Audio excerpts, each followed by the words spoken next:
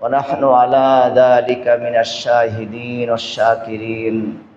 الحمد لله رب العالمين. اللهم صل على محمد وعلى آل محمد كما صليت على إبراهيم وعلى آل إبراهيم إنك حميد مجيد. اللهم بارك على محمد وعلى آل محمد كما باركت على إبراهيم وعلى آل إبراهيم إنك حميد مجيد. সবাইকে ডাইনে বামে পাঠায় দেন, এখানে জায়গা নেই, এখানে বসতেছে। ডাইনে বামে উত্তর দক্ষিণে পাঠায় দেন। প্রথমেই আল্লাহ রব্বুল আলামিনের শুকরিয়া আদায় করতেছি যে আল্লাহ তাআলা আমাদেরকে দ্বীনি মজলিসে বসার তৌফিক দান করছেন। ই সাআদত বজুরে বাজুনি স্তানা বখশদ খোদায়ে বখশিন্দা। কিছু দিনের কথা বলতেছি, শুনতেছি, আল্লাহ তাআলার বরত্বের কথা আলোচনা আমরা করতেছি। এই জিকিরের মজলিসে আমরা বসছি, এটা কোনো আমাদের শরীরের জোরে, মেধার জোরে, টাকার জোরে, জনবলের জোরে আমরা করতে পারি নাই। আল্লাহ তাআলা মেহেরবানি করে আমাদেরকে তৌফিক দিছেন, যার কারণে আমরা জিকিরের মজলিসে বসতে পারছি। হাদিসের মধ্যে আসছে আল্লাহ রসুল সাল্লাল্লাহু আলাইহি ওয়াসাল্লাম আদেশ করছেন আপন উম্মতদেরকে যে তোমরা জিকিরের মজলিসকে আবশ্যক করো, তোমরা উলামাদের মজলিসকে আবশ্যক করো। লা ইয়াশকা জালিসুহুম, উলামাদের মজলিসকে যারা আবশ্যক করবে, যারা উলামাদের মজলিসে বসবে, রাসূল আকরাম সাল্লাল্লাহু আলাইহি ওয়াসাল্লাম বলেন আল্লাহ তাআলা তাদেরকে বঞ্চিত করবে না, আল্লাহ তাআলা তাদেরকে মাহরুম করবে না, আল্লাহ তাআলা তাদেরকে হেদায়েত দান করে দিবেন। এই যে এতক্ষণ বড় বড় উলামায়ে কেরাম কথা বলছেন, আমরা এগুলি শুনছি। আমিও আমার হুজরা থেকে কান লাগিয়েছিলাম, কথাগুলি শুনতেছিলাম। কথাগুলির মধ্যে হেদায়েত আসছিল, নূর ছিল, আলো ছিল। সুন্নতের আলোচনা হয়েছে, বেদাতের মুখোশ উন্মোচন হয়েছে। আমরা এখন বেদাত আর সুন্নতের পার্থক্য বুঝি না। সুন্নতকেই আমরা মনে করি এটা নতুন কাজ, বেদাতকে মনে করি আমরা সুন্নত। বেদাতকে সুন্নত মনে করি, সুন্নতকে আমরা বেদাতের মতো মনে করি। যেন আমাদের বেদাত এবং সুন্নতের ফরক বুঝতে হবে। এটা উলামাদের মজলিসে না গিয়ে বোঝা সম্ভব না। আমাদের এখন সময় উপর দিয়ে যেটা কাটতেছে, খুব কঠিন সময়। চারোদিকে শুধু গুনাহ, নাফরমানি, গুনাহের সাইলাব। রাসূল আকরাম সাল্লাল্লাহু আলাইহি ওয়াসাল্লাম বলেন শেষ জমানায় উম্মতের অবস্থা কত খারাপ, কত কঠিন হবে যে সবচেয়ে ভালো মানুষ মনে করা হবে ওই লোকটাকে যে দুইজন, একজন ছেলে আর একজন মেয়েকে দেখতেছে প্রকাশ্যে অবৈধ কাজে লিপ্ত, আর আরেকজনে বলতেছে যে তুমি একটু আড়ালে গিয়ে এই খারাপ কাজটা করো। খারাপ কাজ করো না এটা বলে নাই, বলছে আড়ালে গিয়ে খারাপ কাজটা করো। যে এরকম কথা বলবে ওই সময় শেষ জমানায় ওই লোকটাকেই সবচেয়ে ভালো লোক মনে করা হবে। এখন আমাদের সামনে প্রায় ওই কাল চলে আসছে, ওই সময় চলে আসছে। চারোদিকে শুধু গুনাহ, নাফরমানি, স্কুলে, কলেজে, ইউনিভার্সিটিতে, রাস্তায়, বাজারে, কোথাও যাওয়া যায় না, চোখ খোলা যায় না। চোখ খুললেই গুনাহ। মাছের বাজারে স্বামীরা যায় না, মাছ কিনতে যায় স্ত্রীরা। না ভুল বললাম বলেন? আপনারা তো বাজার করেন, আমি তো একটু বাজারে কম যাই। মাছের বাজারে স্বামীরা যায় না। আজকে তো আর আশ্চর্য ঘটনা শুনলাম যে হুজুর গরু কিনতে গেছে ঘরের বউ গরু কিনতে গেছে। চিন্তা করছেন? গরু কেনার জন্য যায় বউরা, আর জামাই পায়ের উপরে পাও দিয়া শুয়ে থাকে ঘরের মধ্যে, আর বলে যে মহিলারা বাজার করলে বাজারটা ভালো হয়। এলো আমাদের অবস্থা। আমরা মা বোনদেরকে বাজারে পাঠিয়ে দিছি, গরু কিনতে পাঠিয়ে দিছি। এই জন্য আমাদের সময় খুব খারাপ। দিন দিন আমরা গুনাহে জড়ায়ে যাইতেছি। গুনাহে জড়ায়া আমরা কোনো উপকৃত হয়ে গেছি বলেন? কেউ গুনাহে জড়িয়ে উপকৃত হইতে পারবে? আল্লাহ কোরআনে কারীমের মধ্যে গুনাহের কথা, গুনাহ ছেড়ে দেওয়ার কথা বলছেন। ওয়াদারু যাহিরাল ইসমি ওয়া বাতিনা। আমার উম্মত তোমরা প্রকাশ্য, আল্লাহ কোরআনে কারীমের মধ্যে বলেন, আমার বান্দা তোমরা প্রকাশ্য অপ্রকাশ্য সব গুনাহ ছেড়ে দাও। প্রকাশ্য গুনাহও ছেড়ে দাও, অপ্রকাশ্য গুনাহকেও ছেড়ে দাও। গোপনে যেই গুনাহ করা হয় সেটাও ছেড়ে দাও, প্রকাশ্যে যেই গুনাহ করা হয় এটাও ছেড়ে দাও। যারা গুনাহ ছাড়বে না, উলামায়ে কেরাম লেখেন, মুফাসসিরিনে কেরাম লেখেন, যারা গুনাহ ছাড়বে না, গুনাহে লিপ্ত হবে, আল্লাহ তাআলা তাদের জন্য 2টা জাহান্নাম রাখছেন। বলেন কয়টা জাহান্নাম? যারা গুনাহে জড়াবে, নেশায় জড়াবে, জুয়ায় জড়াবে, সুদে জড়াবে, ঘুষে জড়াবে, অবৈধ কাজে যারা জড়ায় যাবে, উলামায়ে কেরাম, মুফাসসিরিনে কেরাম কোরআন ও সুন্নাহের আলোকে লেখেন, তার জন্য আল্লাহ তাআলা 2টা জাহান্নাম প্রস্তুত রাখছেন। প্রথম জাহান্নাম, জাহান্নাম ফিদ দুনিয়া। প্রথম জাহান্নাম হলো দুনিয়াটাই তার জন্য জাহান্নাম হয়ে যাবে। তার ঘর তার জন্য জাহান্নাম হয়ে যাবে, তার ছেলে তার জন্য জাহান্নাম হয়ে যাবে, তার মেয়ে তার জন্য জাহান্নাম হয়ে যাবে, তার বিবি তার জন্য আযাব হয়ে যাবে। আপনি একটু লক্ষ্য করলেই দেখবেন, দিনহীন লোক যারা, যারা দিন চর্চা করে না, দিন লালন করে না, এই লোকগুলির পরিবারের অবস্থাটা আপনি একটু লক্ষ্য করবেন। পারিবারিকভাবে দেখবেন এই লোকগুলি অনেক অশান্তিতে। তাদের স্ত্রী তাদের কথা শোনে না, তাদের ছেলে তাদের কথা শোনে না, তাদের মেয়ে তাদের কথা শোনে না। আল্লাহর বান্দাগণ, মুফাসসিরিনে কেরাম লেখেন, যারা আল্লাহকে ভুলে যাবে, যারা আল্লাহকে হারিয়ে ফেলবে, আল্লাহর থেকে যারা কর্তৃত হবে, নিজেকে বিচ্ছিন্ন করে ফেলবে, এই দুনিয়াটাকেই আল্লাহ তাআলা তাদের জন্য জাহান্নামে পরিণত করে দিবে। আর দ্বিতীয় জাহান্নাম, জাহান্নাম ফিল উকবা। আরেক জাহান্নাম, যেটা আযাবের মারকাজ, পাওয়ার হাউস, মেন অফিস। আযাবের মেন অফিস হলো ওই আখিরাতের, আল্লাহ রেখে দিয়েছেন জাহান্নাম। ওই আখিরাতের মধ্যে আল্লাহ তাআলা বড় আযাবের যে ঠিকানা, সেখানে আল্লাহ তাআলা আরেক জাহান্নাম তার জন্য রেখে দিয়েছেন। তাহলে আমরা গুনাহে জড়ায় কোনো আমরা উপকৃত হতে পারবো না। গুনাহে জড়ালে আমাদের জীবনে কোনো লাভ আসবে না, শুধু ক্ষতি আর ক্ষতি। রাসূল আকরাম সাল্লাল্লাহু আলাইহি ওয়াসাল্লাম হাদিসের মধ্যে বলেন, বান্দা যখন এই চোখ দিয়ে গুনাহ করে, অপাত্রে দৃষ্টি করে, আল্লাহ তাআলা এত অসন্তুষ্ট হন যে আল্লাহ তাআলা নারাজ হয়ে তার উপর অভিশাপ বর্ষণ করতে থাকে। শুধু একটা গুনাহ, চোখের গুনাহ, একটা গুনাহ করলেন, আপনার উপরে বৃষ্টির মতো অভিশাপ বর্ষিত হইতে থাকে। তাহলে আমরা গুনাহ করলে ক্ষতিগ্রস্ত হব। আর যারা গুনাহ থেকে বেঁচে থাকবে, এখানেও আল্লাহ তাআলা কোরআনে কারীমের মধ্যেও বলছেন, মুফাসসিরিনে কেরাম লেখেন, যারা নেক আমল করবে, দুনিয়াতে এসে বদ আমল, খারাপ কাজে লিপ্ত হবে না, আল্লাহ কোরআনের ভাষ্য অনুযায়ী আল্লাহ তাআলা তাদের জন্য 2টা জান্নাত রেখে দিয়েছেন। আল্লাহ বলেন, ওয়ালিমান খাফা মাকামা রাব্বিহি জান্নাতান, ওয়ালিমান খাফা মাকামা রাব্বিহি জান্নাতান।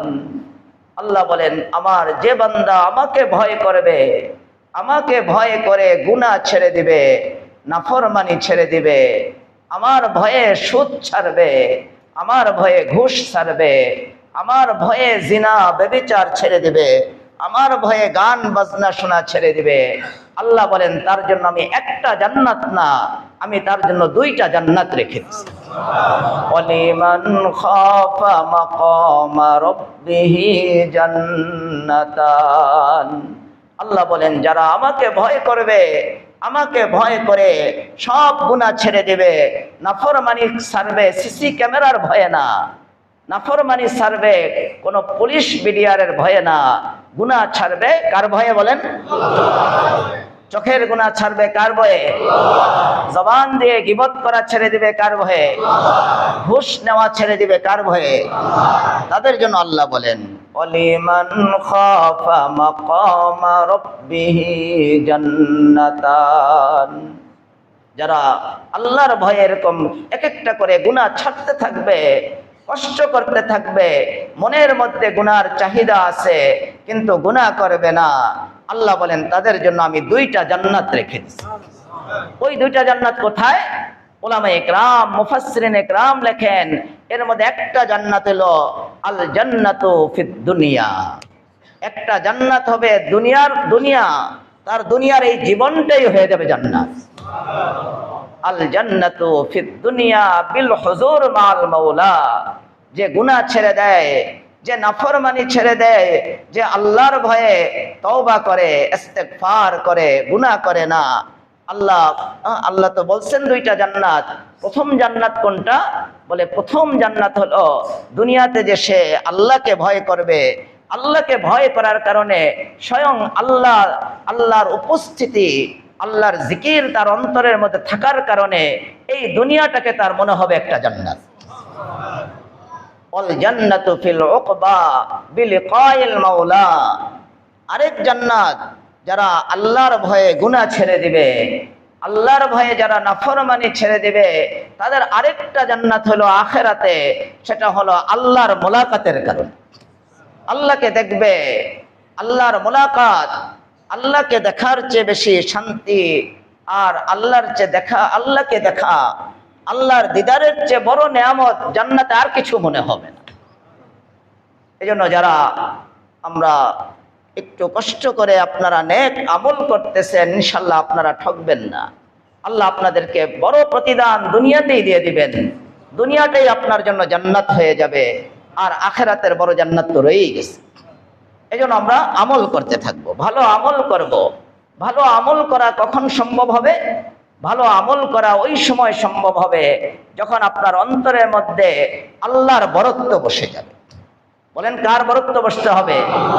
অনেকের অন্তরে বসে আছে ইন্ডিয়ার বরত্ব, অনেকের অন্তরে বসে আছে আমেরিকার বরত্ব, অনেকের অন্তরে বসে আছে দলের বরত্ব। না আমি ভুল বললাম? বলেন।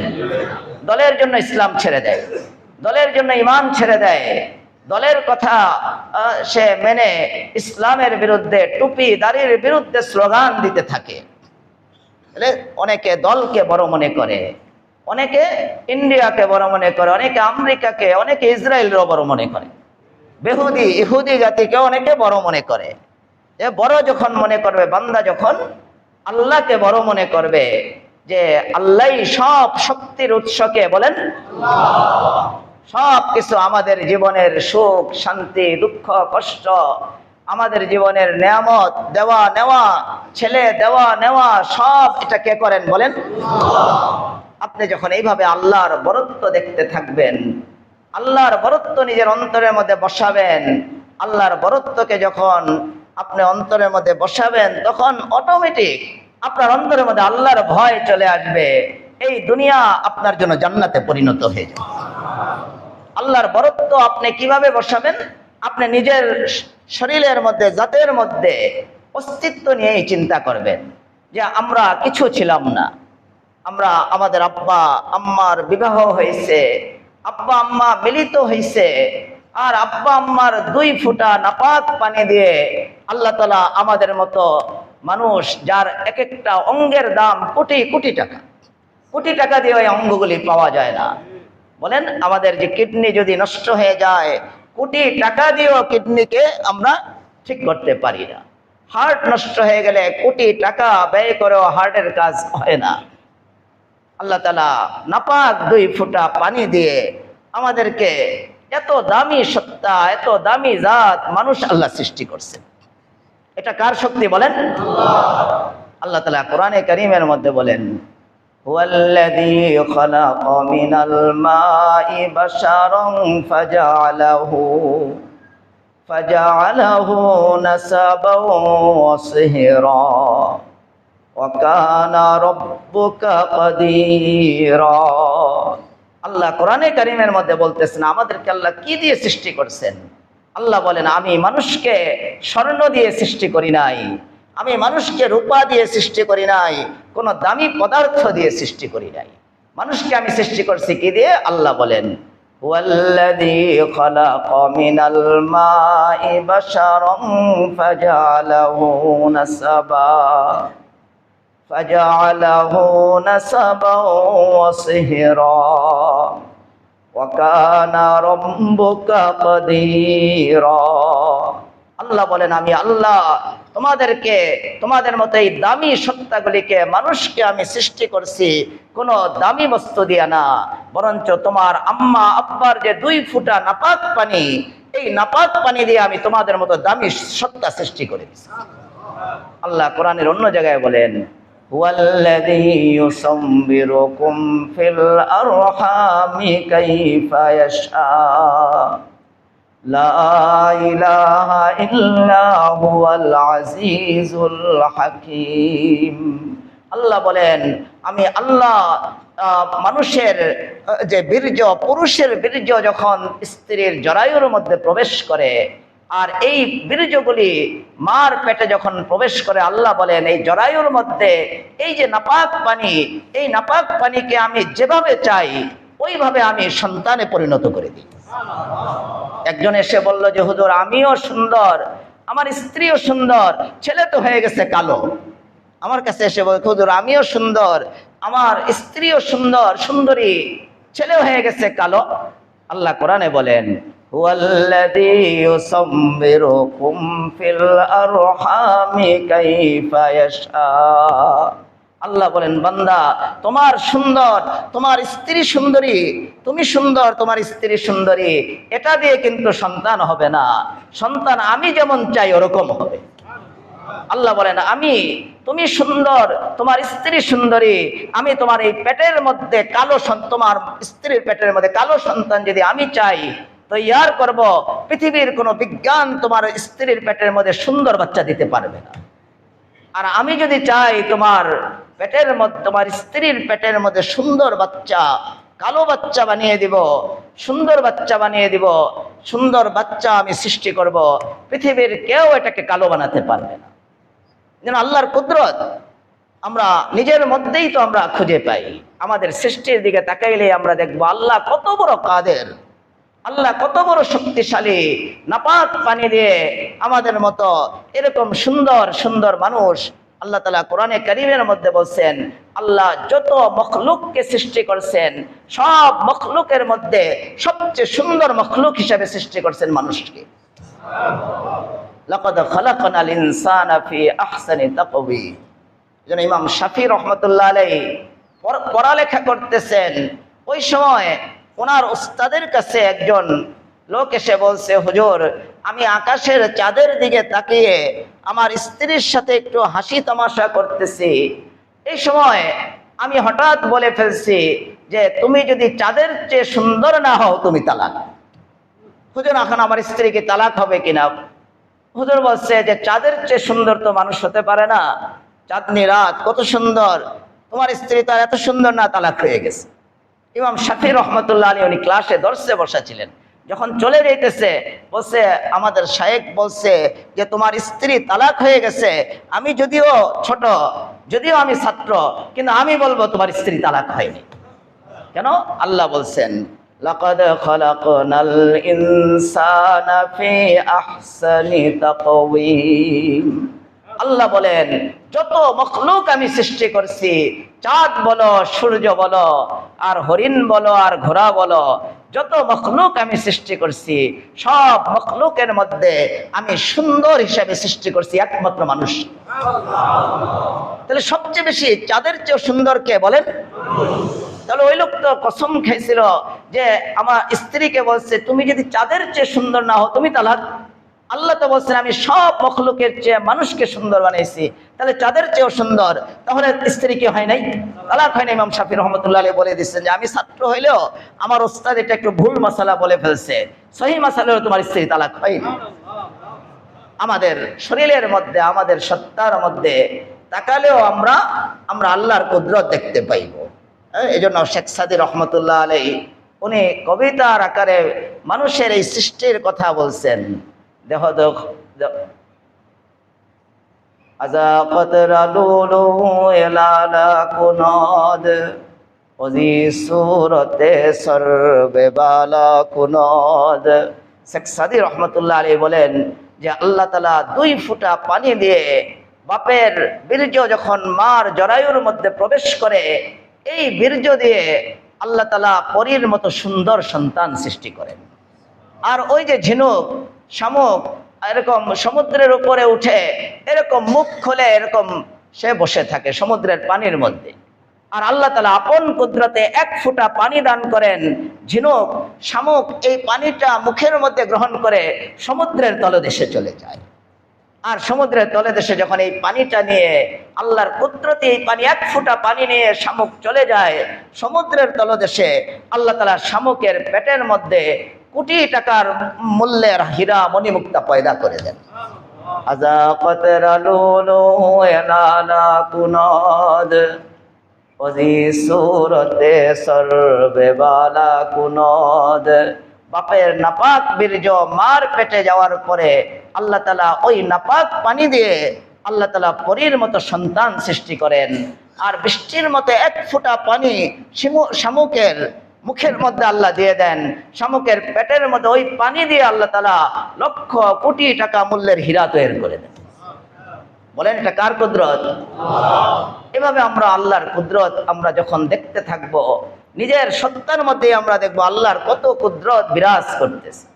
আমরা যেই পৃথিবীটায় বসে আছি এটার মধ্যে নজর করলে আপনি আল্লাহর কুদরত অনুভব করবেন। আমি এই গত পরশুদিন পড়লাম বিজ্ঞান কি বলে। আল্লাহ কোরআনে কারীমের মধ্যে বলছেন প্রত্যেকটা নক্ষত্র আপন আপন কক্ষপথের মধ্যে সব নক্ষত্র ঘুরতেছে। চন্দ্র ঘুরে, সূর্য ঘুরে, পৃথিবীও ঘুরে। পৃথিবীও এটা ঘুরতেছে। কতটুক ঘুরে? পৃথিবী কতটুক দ্রুত গতিতে ঘুরতেছে? বিজ্ঞান বলে পৃথিবীর ঘোরার গতিটা হইল প্রতিটা ঘন্টায় পৃথিবী 1000 মাইল বেগে ঘুরতেছে। পৃথিবী কয় হাজার মাইল বেগে ঘুরে বলেন? 3 কিলোমিটার 1.5 কিলোমিটারে 1 মাইল হয়ে যায়, প্রায় 1500-1400 কিলোমিটার বেগে এত দ্রুত এই পৃথিবীটা ঘুরতেছে।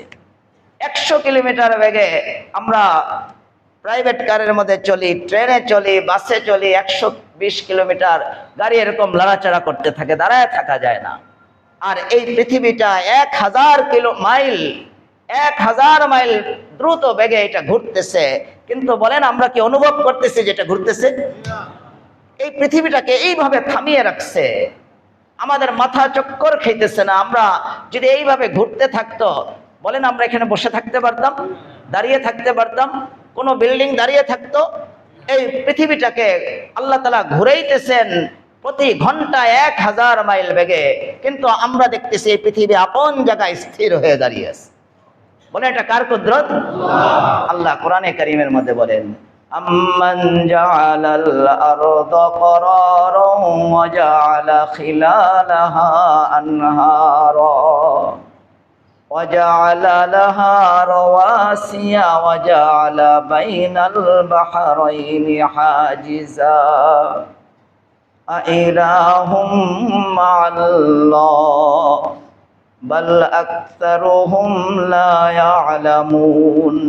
আল্লাহ আমাদেরকে প্রশ্ন করতেছেন যে বান্দা পৃথিবী তো দ্রুত গতিতে ঘুরতেছে, কিন্তু তুমি যে দেখতেছি স্থির হয়ে বসে আছে, তোমার মাথায় চক্কর খাইতেছে না, তুমি ঘুরে পড়ে যাইতেছো না, এই পৃথিবীকে তোমার জন্য এইভাবে থামিয়ে কে রাখছে বলেন? আল্লাহ আমাদের প্রশ্ন করতেছেন আম্মান জাআলাল আরদা করারা وجعل خلالها أنهارا وجعل لها رواسي وجعل بين البحرين حاجزا أإله مع الله بل أكثرهم لا يعلمون। আল্লাহ প্রশ্ন করতেছেন বান্দা তুমি আমার কুদরত দেখো না? তুমি আমেরিকার ড্রোনের কুদরত দেখো, আমেরিকার অ্যাটমের কুদরত দেখো, শক্তি দেখো। আমরা দেখে ফেলছি আমেরিকার শক্তি কতটুকু আছে, আপনি দেখেন নাই? 20 বছর চেষ্টা করছে আফগানের মতো একটা নিঃস্ব দেশকে তছনছ করার জন্য, 20 বছর চেষ্টা করে পরে ফেল হয়ে রাতের আধারে পালিয়ে গেছে। এখন ইরানের সাথে কিছুদিন যুদ্ধ করে ওইদিন পত্রিকায় দেখলাম আমেরিকার দূরপাল্লার যত অস্ত্র ছিল সব শেষ হয়ে গেছে। বলেন তার পুঁজি কতটুকু গালা, ইরানের সাথেই তার কুলাইতে পারে না। আর ওদিক দিয়ে আফগানের সাথে যাদের হাতে ছিল শুধু তাসবিহ, যাদের মাথায় ছিল পাগড়ি, হাতে ছিল বেশিতে বেশি লাঠি, ওরা ড্রোনের বিরুদ্ধে যুদ্ধ করছে, অ্যাটমের বিরুদ্ধে যুদ্ধ করছে। আমেরিকা ড্রোন অ্যাটম নিয়ে 20 বছর চেষ্টা করছে, আফগানের মধ্যে তারা বিজয় লাভ করতে পারেনি। আল্লাহ বলেন যে বান্দা তুমি আমার কুদরত দেখো না, তুমি একটু এই জমিনের দিকে তাকাও, এই জমিনটাকে আমি তোমার জন্য স্থির করে রাখছি, অথচ এই জমিনটা 1000 কিলোমিটার বেগে এই দ্রুত গতিতে এটা ঘুরতেছে, কিন্তু তুমি দেখতেছো স্থির। বলেন এই স্থির কে করে রাখছে? আম্মান জাআলাল আরদা করারা ওয়া জাআলা খিলালাহা আনহারা। আল্লাহ প্রশ্ন করতেছেন, বান্দা আমার কুদরত দেখো না, তুমি দেখো জমিনের বিভিন্ন প্রান্তে প্রান্তে আমি বিশাল বড় বড় মহাসাগর, সাগর মহাসাগর এগুলি তৈরি করে রাখছি। আমরা সবাই মিলে যদি আমরা দাও নিয়ে কি কোদাল নিয়ে এরকম পাথি নিয়ে বের হয়ে যাই আর মাটি কাটতে থাকি আর 10 বছর পর্যন্ত, তারপরও বলেন আটলান্টিক মহাসাগরের মধ্যে একটা সাগর বানাতে পারবো? বলেন। আর বানাইলেই কি সেখানে লবণাক্ত পানি চলে আসবে? কাটলেই কি লবণাক্ত পানি চলে আসবে? সাগরের মধ্যে লবণাক্ত পানি আল্লাহ দিয়ে রাখছেন। প্রতিদিন সাগরের মধ্যে হাজার হাজার টন মাছ, বিভিন্ন প্রাণী মারা যাইতেছে, কিন্তু সাগরের পানি নষ্ট হয় না কেন? আল্লাহ তাআলা কুদরতি ভাবে সাগরের পানিকে লবণাক্ত করে দিচ্ছেন। এই লবণাক্ত করার কারণে হাজার হাজার টন ময়লা আবর্জনা পড়তেছে, বড় বড় প্রাণী মারা যাইতেছে, পচে যাইতেছে, কিন্তু সাগরের পানি নষ্ট হয় না। আল্লাহ তাআলা লবণাক্ত পানি করে আল্লাহ তাআলা সাগরকে হেফাজত করছে। وجعل خلالها أنهارا وجعل لها رواسي وجعل بين البحرين حاجزا।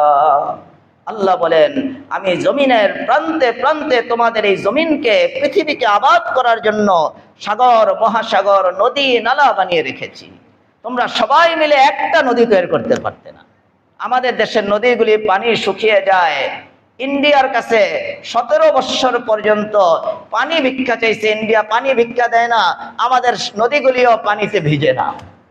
যখন আবার বন্যার সিজন আসে ইন্ডিয়া পানি ছেড়ে দেয়, তাদের দেশের ময়লা আবর্জনা সব আমাদের দেশে এসে ঢুকে। আমরা আমাদের নদীতে কি আনতে পারি নাই? পানি আনতে পারি না, এখনো আনতে পারি নাই। আল্লাহ বলেন এই নদীর মধ্যে আমি পানি দান করি। ওয়াজআলা লাহা রাওয়াসিয়া, আর জমিনের প্রান্তে প্রান্তে আল্লাহর কুদরত আল্লাহ বয়ান করেন আমি বড় বড় পাহাড় তৈরি করে রাখছি। এইভাবে তাকাইতে হয়।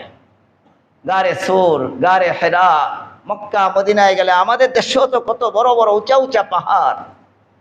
আমরা এই পাহাড়গুলি আমরা মাটি কেটে কেটে কিন্তু তৈরি করতে পারতাম না। আল্লাহ বলেন ওয়াজআলা লাহা রাওয়াসিয়া وَجَعَلَ بَيْنَ الْبَحْرَيْنِ حَاجِزًا। আল্লাহ বলেন আমি বিভিন্ন জমিনের প্রান্তে প্রান্তে পরতে পরতে আমি নদী নালা সাগর তৈরি করে রাখছি। আল্লাহ নিজের আরেক কুদরত বয়ান করেন। যারা নবী কাছে এখানে উপস্থিত আছে, আজকে আমার কাছে দোয়া চাইছে যে হুজুর 4 মাসের জন্য সাগরে যাইতেছি, লঞ্চে উঠে স্টিমারে উঠে যাইতেছি, আবার 4 মাস পরে এসে আমার সাথে দেখা করবে। আমার সাথে খুব মহব্বত রাখে ওনারা, 4 মাস সাগরের উপরে থাকবে। আমি প্রায় ওনারা আসলে আমি জিজ্ঞাসা করি বলেন আল্লাহর কি কুদরত দেখছেন? কোন ভাই আমাকে উত্তর দিচ্ছেন যে হুজুর আমরা যখন এক সাগর শেষ হয় আরেক সাগর শুরু, আমরা দেখি এইদিকের পানি হলুদ, ওদিকের পানি হলো সবুজ, এদিকের পানি ওদিকে যেতে পারে না, ওদিকের পানি এদিকে যেতে পারে না। এই সাগরের মাঝখানে যে কি একটা অন্তরায়, একটা পার্টিশন যেন সৃষ্টি করে দিছেন। বলেন 2 সাগরের মাঝখানে এই পার্টিশন কে সৃষ্টি করে দিছে? বলেন ওয়াজআলা লাহা রাওয়াসিয়া ওয়াজআলা বাইনাল বাহরাইনি হাজিজা। আল্লাহ বলেন দুই সাগরের মাঝখানে দেখা যায় না এমন অন্তরায় বান্দা তোমরা কিন্তু কেউ সৃষ্টি করো নাই। দুই সাগরের মাঝখানে দেখা যায় না এমন এক প্রাচীর আমি সৃষ্টি করে রাখছি।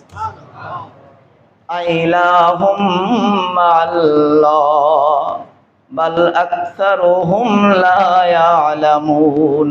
আল্লাহ আমাদেরকে প্রশ্ন করতেছেন যে বান্দা আমার এই কুদরত দেখার পরেও তুমি কি বলবা যে ইলা আমি ছাড়া আরো কোনো ইলা আছে? বলেন আমরা বলবো আল্লাহ ছাড়া কোনো ইলা আছে? তাহলে মাজারে যাওয়া যাবে? মাজারে গিয়ে অনেকে সন্তান চায়, তাহলে আপনি তো ওই মাজারকে ইলা মনে করে নিলেন। মাজারে গিয়ে সিন্নি দেয়, মাজারে গিয়ে মানত করে। আমরা বিপদে পড়লে আমেরিকার দ্বারস্থ হয়ে যাই, ইন্ডিয়ার দ্বারস্থ হয়ে যাই। আমরা আল্লাহকে বাদ দিয়ে আমরা ইলাহ বানায় নেই আমেরিকাকে, লন্ডনকে, ইন্ডিয়াকে। আল্লাহ প্রশ্ন করতেছেন বান্দা আমি ছাড়া কি কোনো ইলাহ আছে নাকি বলো? যেন আমরা এইভাবে আল্লাহর কুদরত দেখতে থাকবো। আল্লাহর কুদরত যখন বান্দা দেখে তখন বান্দার অন্তরে আল্লাহ তাআলা বিশাল শক্তি দান করে দেয়। সারা পৃথিবীর শক্তি তার বিরুদ্ধে যদি লেগে যায় সে ওই শক্তিকে কোনো ভয় পায় না। সাহাবা ইকরাম মাত্র 313 জন। আল্লাহর রাসূল ছিলেন একা একা। আল্লাহর রাসূল নিজের ঘরে উনি শায়িত। কাফেররা দারুল আরকামের মধ্যে বসে মশওয়ারা করছে যে আজকে রাত্রে আমরা সবাই মুহাম্মদুর রাসূলুল্লাহ সাল্লাল্লাহু আলাইহি সাল্লামের ঘরকে ঘেরাও করব। সব কুরাইশের যুবকরা ওখানে চলে যাবে আর সবার হাতে থাকবে অস্ত্র। সবাই যখন মুহাম্মদুর রাসূলুল্লাহ সাল্লাল্লাহু আলাইহি সাল্লাম ফজরের নামাজের জন্য বা রাত্রেবেলা বের হবে, কুরাইশের সব যুবকরা একযোগে আল্লাহ রাসূলকে আঘাত করবে, আল্লাহ রাসূলকে দুনিয়া থেকে বিদায় করে দিবে। এই পরামর্শ করে সবাই গিয়ে আল্লাহ রাসূলের ঘরকে ঘেরাও করছে। শেষ রাত্রে আল্লাহ রাসূল বের হবে, আলী রাদিয়াল্লাহু তাআলা আনহুকে বলছে, আলী আমার কাছে এই যে যারা আমাকে হত্যা করতে আসছে, আমাদেরকে যারা হত্যা করতে আসে আমরা পারলে তাদের সম্পদ লুণ্ঠন করে ফেলি। আর আল্লাহ রাসূল সাল্লাল্লাহু আলাইহি সাল্লামকে হত্যা করতে যারা আসছে তাদের আমানত আল্লাহ রাসূলের কাছে ছিল। আল্লাহ রাসূল আলীকে বলতেছে, হে আলী তুমি আমার ছিটে ঘুমিয়ে থাকো, শুয়ে থাকো। এই লোকগুলি আমাকে হত্যা করতে আসছে, তারা আমাকে আলামিন মনে করত, তাদের আমানতগুলি পৌঁছাইতে হবে। আমি যখন চলে যাব তারা যখন তোমাকে পাকড়াও করবে তুমি ওই এই যে আমানতগুলি রেখে গেলাম তাদের আমানতগুলি তাদের কাছে পৌঁছে দেবে। রাসূল আকরাম সাল্লাল্লাহু আলাইহি সাল্লাম বের হবে, নামাজের জন্য বের হবে।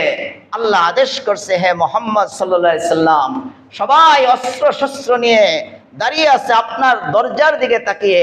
আপনি এই দরজা দিয়ে তাদের চোখের সামনে দিয়ে বের হয়ে যাবেন। আপনি এক মুষ্টি বালু নেন, এক মুষ্টি মাটি নেন, বালু নেন, নিয়ে আপনি বিসমিল্লাহ বলে তাদের দিকে নিক্ষেপ করেন। রাসূল আকরাম সাল্লাল্লাহু আলাইহি সাল্লাম আল্লাহর আদেশ পেয়ে, আল্লাহর কুদরত আল্লাহ বিভিন্ন সময় এইভাবে দেখাইছেন। আমরা এইভাবে আল্লাহর কুদরতগুলি নিজেদের আমাদের জেহেনের মধ্যে আমাদের অন্তরে বসাবো। রাসূল আকরাম সাল্লাল্লাহু আলাইহি সাল্লাম কোনো যুক্তি খাড়া করে নাই যে আমি বালু দিয়ে কি করব, বালু এই বালু নিক্ষেপ করে তো এই অস্ত্র শস্ত্রে সুসজ্জিত, এদের সাথে পারা যাবে না, এটা বলেন আল্লাহর আদেশ পালন করছে। বালু নিছেন, বিসমিল্লাহ বলে ভেবে নিক্ষেপ করছে। আর এই বালুগুলি আল্লাহ তাআলার হুকুমে প্রত্যেকটা কাফেরের চোখের মধ্যে গিয়ে তীরের মতো প্রবেশ করছে। আল্লাহ বলেন, ওমা রমাইতা ইয রমাইতা ওয়ালাকিন্নাল্লাহা রমা ওয়ালিয়ুবলিয়াল মুমিনিনা মিনহু বালাআন হাসানা। আল্লাহ বলেন, হে রাসূল আমি আপনাকে বলছি বালু নিক্ষেপ করতে, আপনি আমার হুকুমে কাফেরদের দিকে অস্ত্রে শস্ত্রে সুসজ্জিত কাফেরদের দিকে আপনি বালু নিক্ষেপ করছেন। এই বালু আসলে হে রাসূল আপনি নিক্ষেপ করেন নাই, বরঞ্চ হে রাসূল আরশে আজিম থেকে আমি আমার কুদরতি হাতে তাদের চোখের মধ্যে বালুগুলি নিক্ষেপ করেছি। ওমা রমাইতা ইয রমাইতা ওয়ালাকিন্নাল্লাহা রমা। আল্লাহ বলেন, হে রাসূল, আপনি নিক্ষেপ করেন নাই, আসলে মূলত এই বালুগুলি আমি নিক্ষেপ করছি, যার কারণে আমার হুকুমে এই বালুগুলি বালু থাকে নাই, এই বালুগুলি হয়ে গেছে তীরের মতো। আর তাদের এই তীরের মতো এই বালুগুলি যখন চোখে প্রবেশ করছে, তারা চোখ চুলকাইতেছে। আল্লাহ রাসূল এই অস্ত্র শস্ত্রে সুসজ্জিত হাজার হাজার কাফেরদের সামনে দিয়ে আল্লাহ রাসূল আবু বকর রাদিয়াল্লাহু তাআলা আনহু বাসার মধ্যে উঠে গেছেন। বলেন, এখানে কাফেররা অস্ত্র শস্ত্রে সুসজ্জিত, পারছে আল্লাহ রাসূলকে হত্যা করতে? কেন? আল্লাহর ভয়, আল্লাহর শক্তি, আল্লাহর কুদরত আল্লাহর রাসূল নিজের অন্তরে বসাইছেন। সব শক্তি আল্লাহ রাসূলের সামনে নিস্তানাবুদ হয়ে গেছে।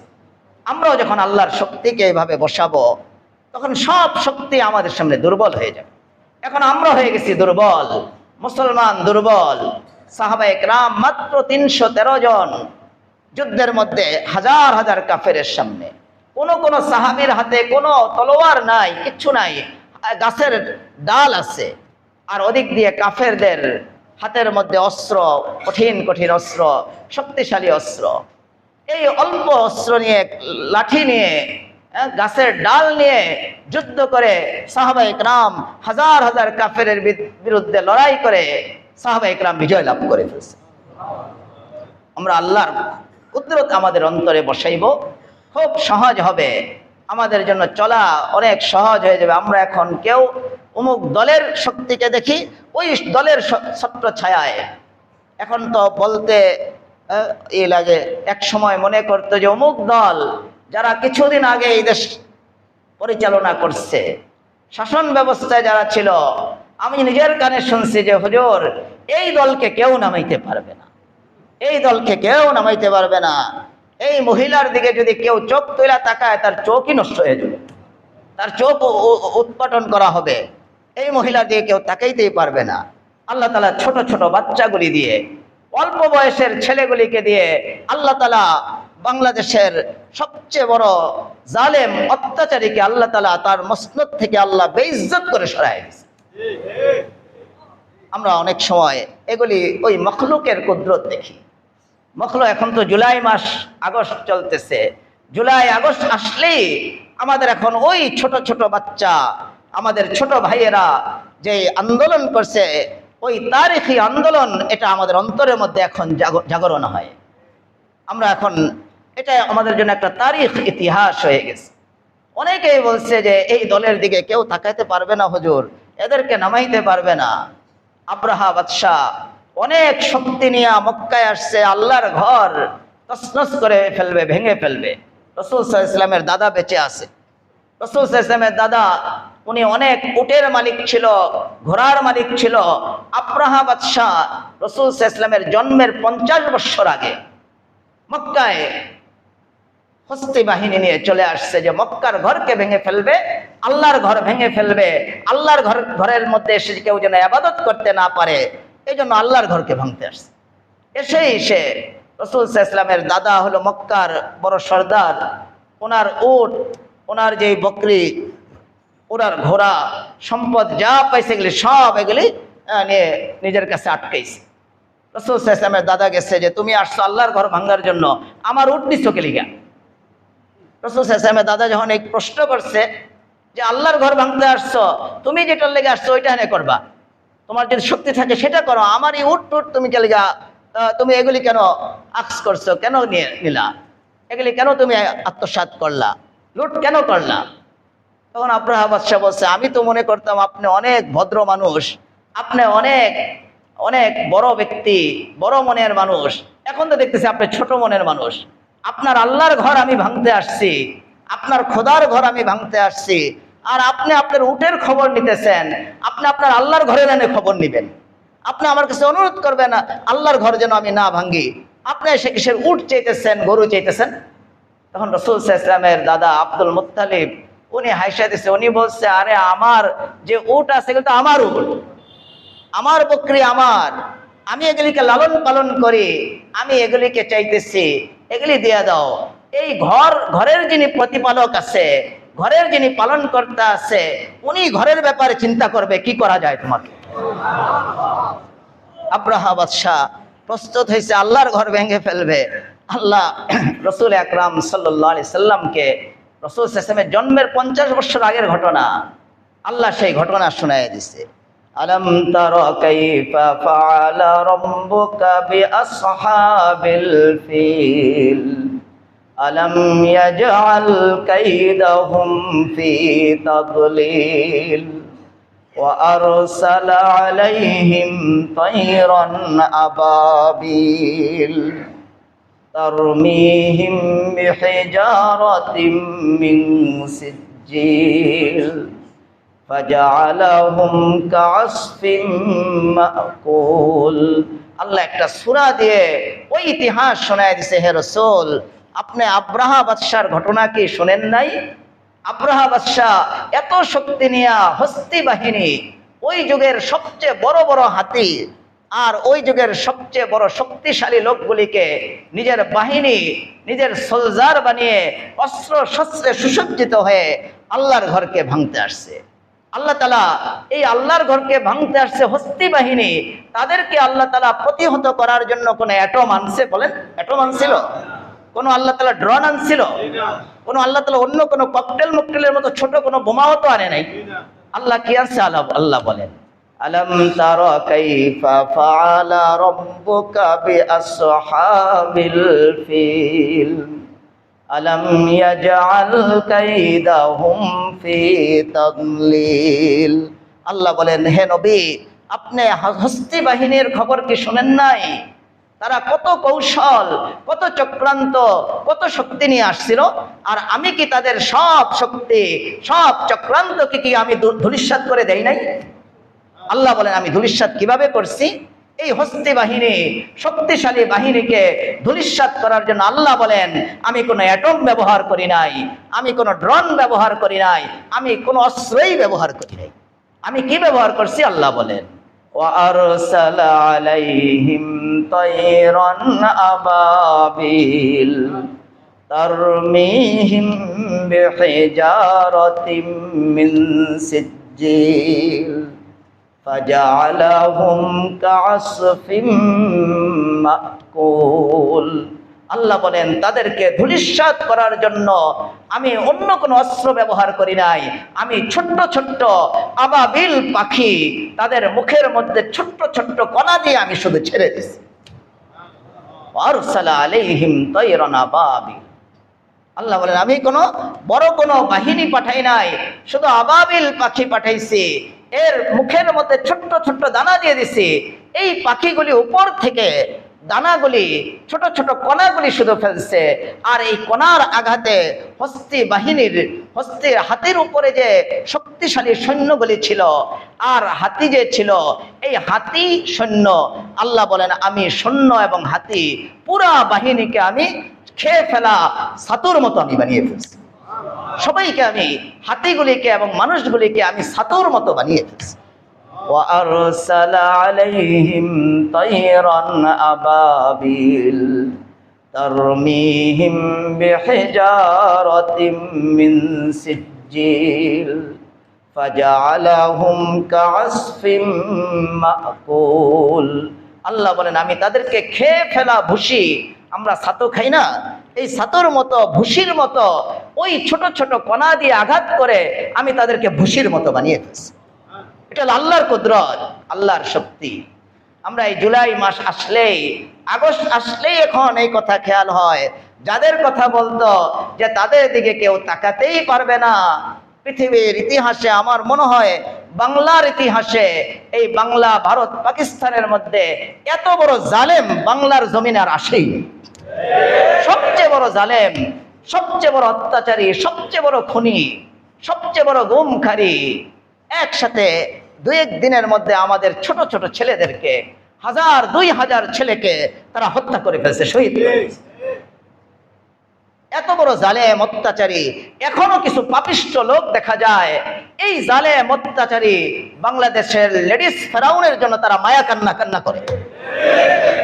আমার একটু সমস্যা হয়, আমার মনে হয় যারা এখনো এই লেডিস ফেরাউনের জন্য কান্না করে, তার জন্য তার গুণ গায়, তাদের ঈমান আছে বলে আমার মনে হয় না। যারা বলছে যে তাদের দিকে তাকানো যাবে না, তাদেরকে কেউ নামাইতে পারবে না। আর আমাদের ছোট ছোট বাচ্চাদেরকে আল্লাহ তাআলা ছোট একটা ইস্যু দিয়ে লাগিয়ে দিচ্ছেন।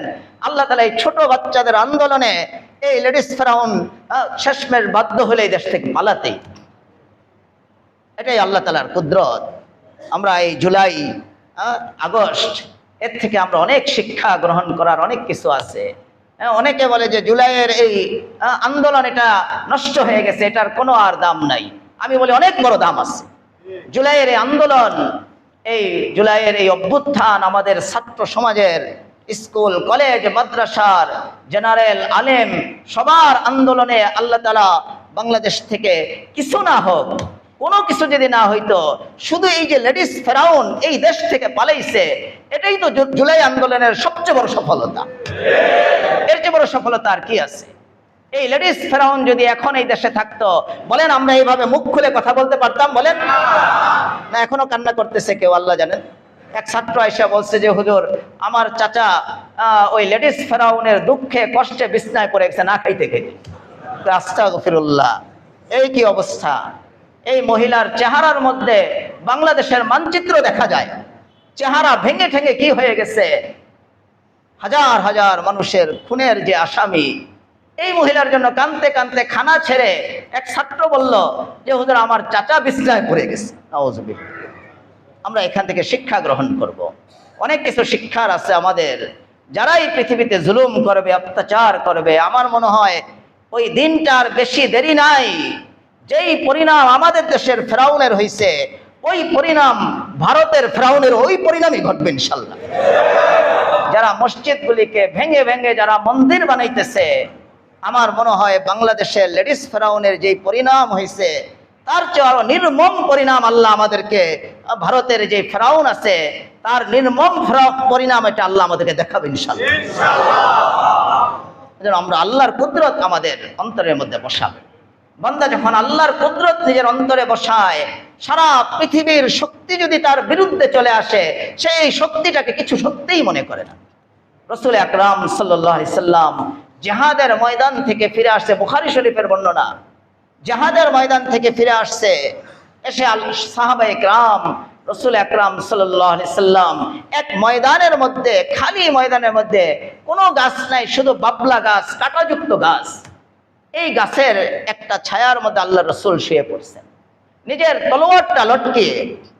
আর অন্যান্য সাহাবায়ে কেরাম এক এক গাছের নিচে, আরবের রৌদ্র, কঠিন রৌদ্র, একটু ছায়ার জন্য ওই কাঁটাযুক্ত গাছের নিচে সবাই শুয়ে শুয়ে, এক এক গাছের নিচে শুয়ে সবাই ক্লান্ত, শোয়ার সাথে সাথে সবাই ঘুমিয়ে গেছে, নাক ডেকে ঘুমাইতেছে। আল্লাহ রসুল সাল্লাল্লাহু আলাইহি সাল্লামও অনেক ক্লান্ত হয়ে গেছিলেন, শোয়ার সাথে সাথে তলোয়ারটা গাছের ডালের মধ্যে লটকিয়ে ঘুমিয়ে গেছে।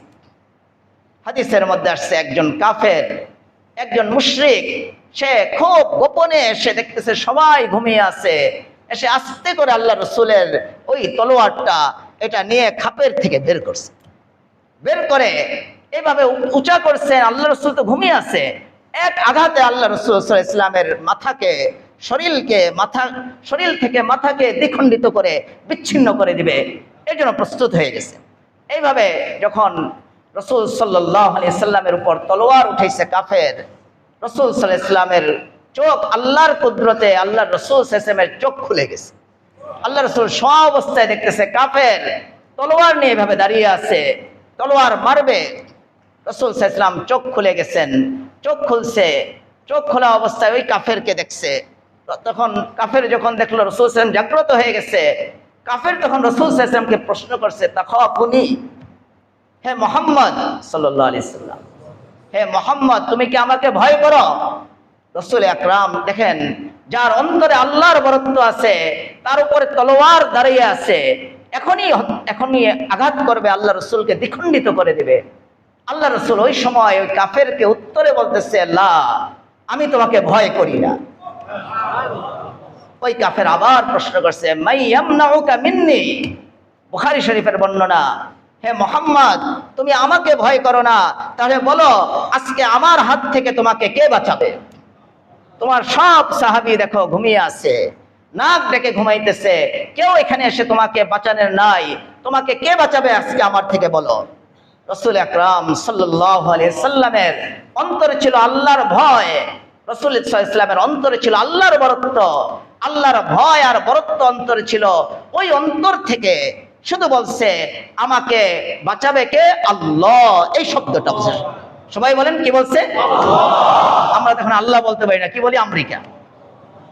আমেরিকা বিপদে পড়লেই আমেরিকা, বিপদে পড়লেই ইন্ডিয়া, বিপদে পড়লেই চীন। এটাই তো আমাদের ভুল কাজ, এটাই আমাদের ভুল, আমাদের চলার গতি ভুল। রাসূল সাল্লাল্লাহু আলাইহি ওয়াসাল্লাম বলছে আমাকে কেউ বাঁচাবে না, আমাকে একমাত্র কে বাঁচাবে?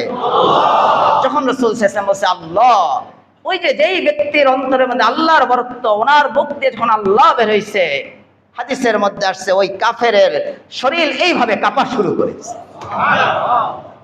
ফাসাকাতা সাইফ মিন ইয়াদিল মুশরিক, হাদিসের মধ্যে আসছে যে আল্লাহ রাসূল যখন বলছে আল্লাহ আমাকে বাঁচাবে, এই কথাটা বের হওয়ার সাথে সাথে কাফেরের শরীর কম্পন শুরু হয়েছে, আর কাফেরের হাত থেকে তলোয়ারটা পড়ে গেছে।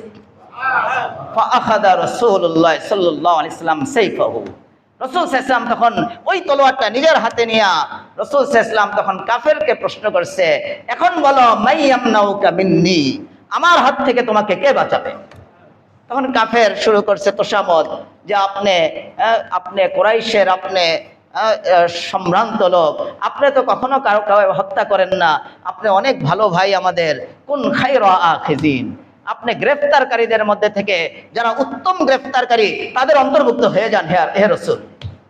দেখেন আল্লাহ, যার অন্তরে আল্লাহর ভয় আছে, উনি আল্লাহ বলার সাথে সাথে ওই তলোয়ারওয়ালা কাফের শরীরের মধ্যে কম্পন সৃষ্টি হয়েছে। রাসূল সাল্লাল্লাহু আলাইহি ওয়াসাল্লাম বলছে, যখন বলছে যে তো তোমাকে কে বাঁচাবে, সে বলছে আমাকে কেউ বাঁচানোর নাই, বাকি আপনি আমাকে ছেড়ে দেন।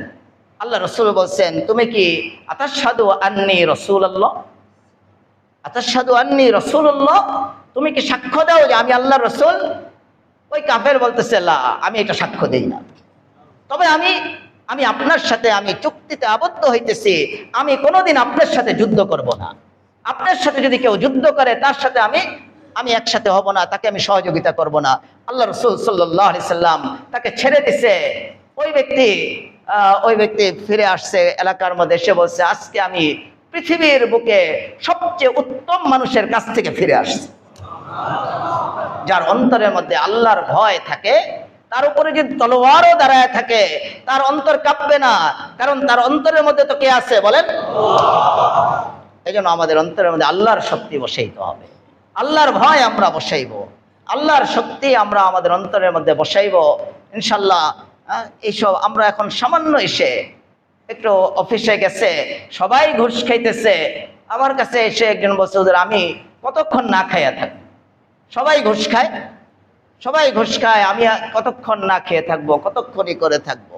আলহামদুলিল্লাহ এখানে বসা আছে আলহামদুলিল্লাহ, এখানে আসা যাওয়ার বরকতে এখন ঘুষ ছাড়ছে, এই সুদি লেনদেন ছাড়ছে, সব কিছু ছেড়ে তওবা করে স্বাভাবিক কাজকাম করতেছে। এরকম লোক এখানে বসে আছে, একাধিক লোক আলহামদুলিল্লাহ। আমরা আল্লাহর ভয় আমাদের অন্তরের মধ্যে বসাবো, তাহলে আর অন্য ভয় আমাদের অন্তরে থাকবে না। এখন আমরা অন্যকে ভয় করি অনেক, আমরা এমপিকে ভয় করি, আমরা মন্ত্রীকে ভয় করি, সেনাবাহিনীকে ভয় করি, তাদের ভয়ে আমরা কাঁপতে থাকি, তাদের ভয়ে আমরা আমাদের শরীয়ত, ঈমান, ইসলাম ছেড়ে দেই আল্লাহর ভয় আমাদের অন্তরে না থাকার কারণে। আল্লাহর ভয়কে খুব জায়গা দিব, আল্লাহর ভয়কে যদি জায়গা দেই ইনশাল্লাহ আমাদের অন্তর আল্লাহ তাআলা আলোকিত করবেন, আমাদের জীবনকেও আল্লাহ তাআলা আলোকিত করবেন, এই দুনিয়াটা আমাদের জন্য জান্নাতে পরিণত হয়ে যাবে। আর না হলে কিন্তু বিপদ হবে, অনেক বিপদ হয়ে যাবে। আপনি যাদেরকে বড় মনে করেন দেখবেন তাদের জীবনে কোনো সুখ নাই। আমার তো মনে হয় যারা আজকে বিভিন্ন পদ পদবিতে আছে, যাদের পিছনে আমরা অনেক ঘোরাঘুরি, পিছনে মিছিল করে অমুক ভাই তমুক ভাই করে জীবিত জিন্দেগি বরবাদ করতেছি, গলা ভেঙে ফেলতেছি, একজনও আপনি পাবেন না যে তার ট্যাবলেট ছাড়া ঘুমাইতে পারে। ট্যাবলেট দিয়ে তাদের ঘুমাইতে হয়, সুস্থ না তারা।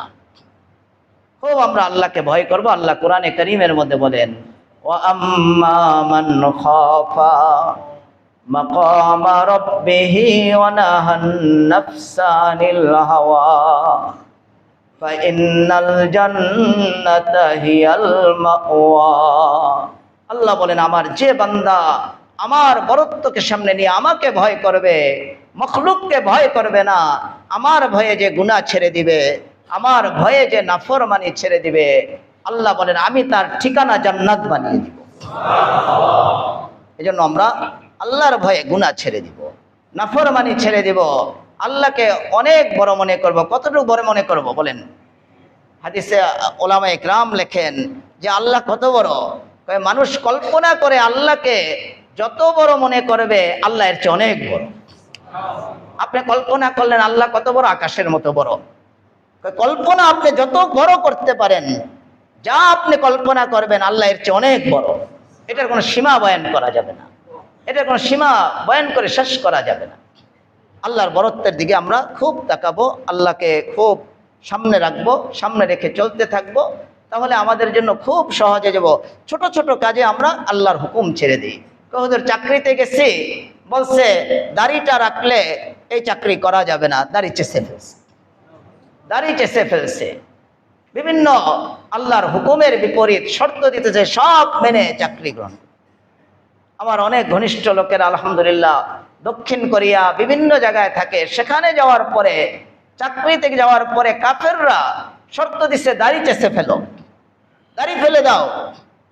আমার ভাই আমার সাথে সম্পর্ক রাখে, অনেকে বিবাহ করে নাই, অনেকে বিবাহ করছে অল্প কিছুদিন আগে। তারা বলছে 1000 বার আমরা দক্ষিণ কোরিয়া ছেড়ে দিব, কিন্তু আল্লাহ রসুলের সুন্নতকে আমরা ছাড়বো। আলহামদুলিল্লাহ তাদের চাকরিও যায় নাই, তাদের কোনো সমস্যা হয় নাই, তাদের র্যাঙ্ক আরো বাড়ছে, আগে বাড়ছে। আল্লাহর হুকুমকে আমরা ছাড়বো না।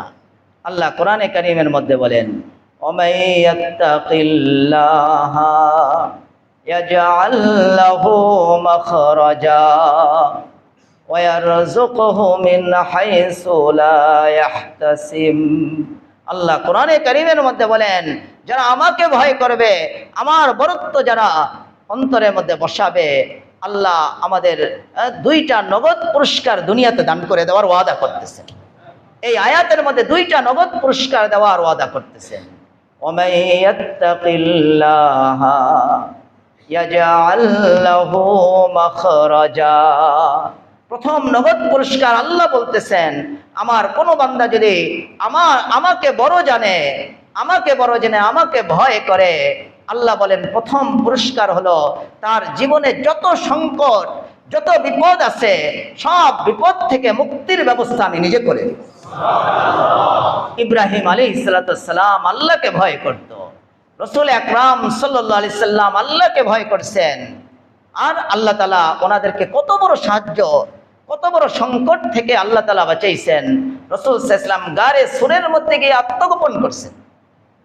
ওই সময় হযরত আবু বকর রাদিয়াল্লাহু তাআলা আনহু কাঁদতেছেন আর বলতেছে, ইয়া রাসূলুল্লাহ, কাফেরদের পাও দেখা যাইতেছে, তারা নিচা হলেই আমাদেরকে দেখে ফেলবে, আমাকে তো হত্যা করবে, আপনাকে হত্যা করে ফেলবে। ইয়া রাসূলুল্লাহ, আমাকে যদি হত্যা করে ফেলে কোনো অসুবিধা নাই, কিন্তু আপনাকে হত্যা করলে তো মুসলমানই শেষ হয়ে যাবে। উনি কাঁদতেছিলেন, আল্লাহ রাসূল ওনাকে সান্ত্বনা দিচ্ছেন। আল্লাহ কোরআনে বলছেন, ইয ক্বালা লিসাহিবিহি লা তাহজান ইন্নাল্লাহা মা'ানা ফাআনজালাল্লাহু সাকিনাতাহু আলাইহি ওয়া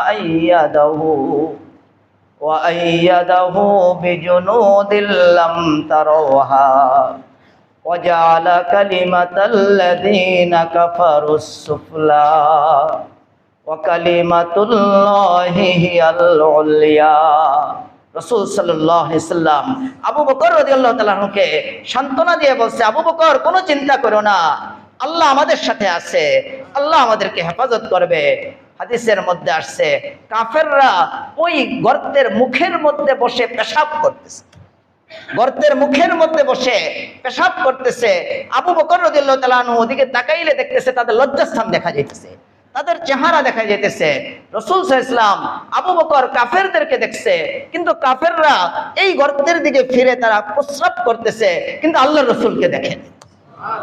আল্লাহ বলেন, ওয়া আইয়াদাহু বিজুনুদিল লাম তারাওহা ওয়াজআলা কালিমাতাল্লাযীনা কাফারুস সুফলা।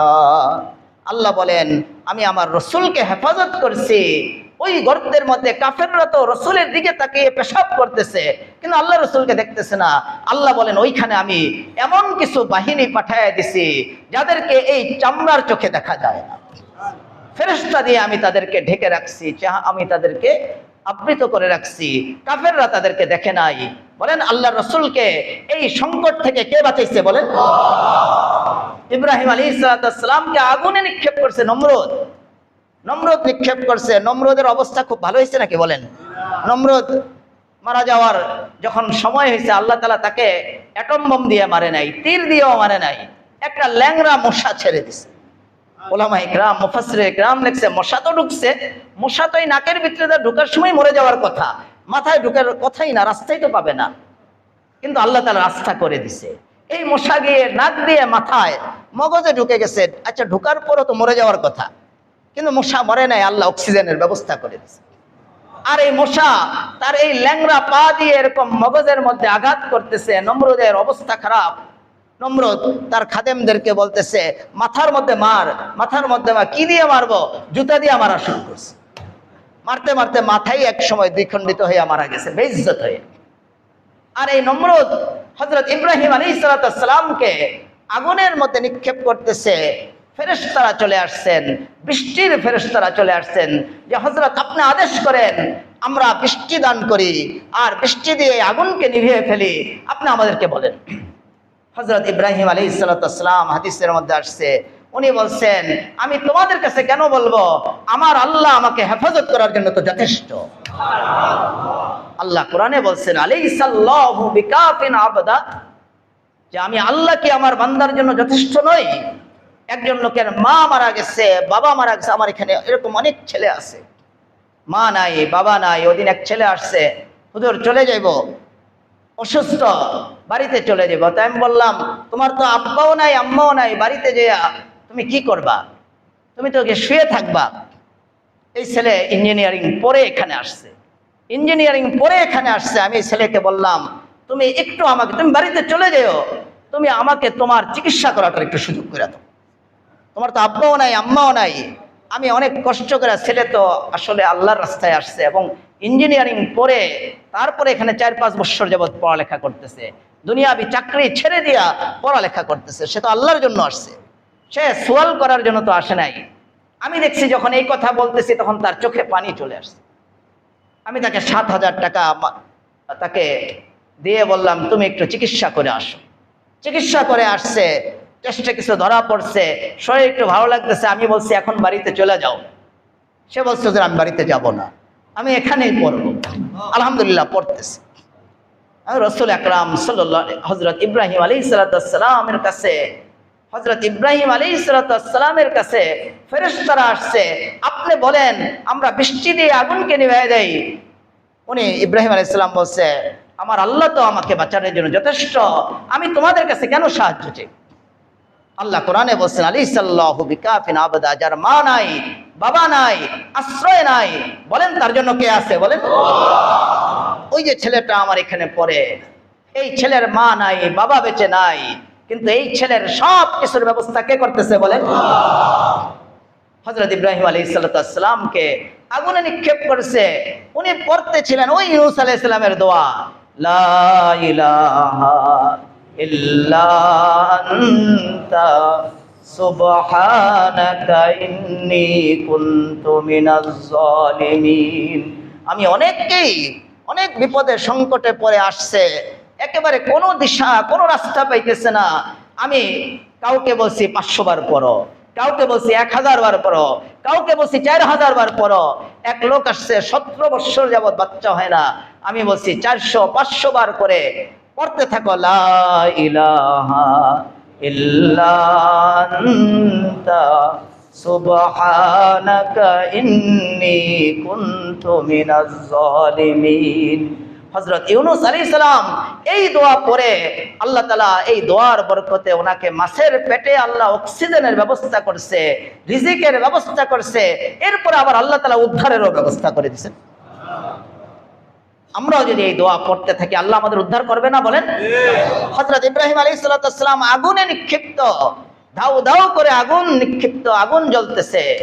ওই সময় শুনি কোনো কিছু কারো কাছে সাহায্য চায় নাই, কোনো মখলুকের কাছে সাহায্য চায় নাই, ফেরেশতা চলে আসছে, ফেরেশতার কাছে সাহায্য চায় নাই। উনি আল্লাহর দিকে রুজু হইয়া উনি বলছে, আল্লাহ আমি দোষী, আল্লাহ আপনি মহান, আপনি পবিত্র, আল্লাহ আপনি আমাকে ক্ষমা করে দেন। এই দোয়া পড়তেছিল, আল্লাহ তাআলা ওই আগুনকে আদেশ করছেন, কুলনা ইয়া নারু কুনি বারদাও ওয়া সালামান আলা ইব্রাহিম। আল্লাহ আগুনকে শান্তিদায়ক ঠান্ডা হওয়ার জন্য আদেশ করছে, শুধু ঠান্ডা হইতে বলে নাই।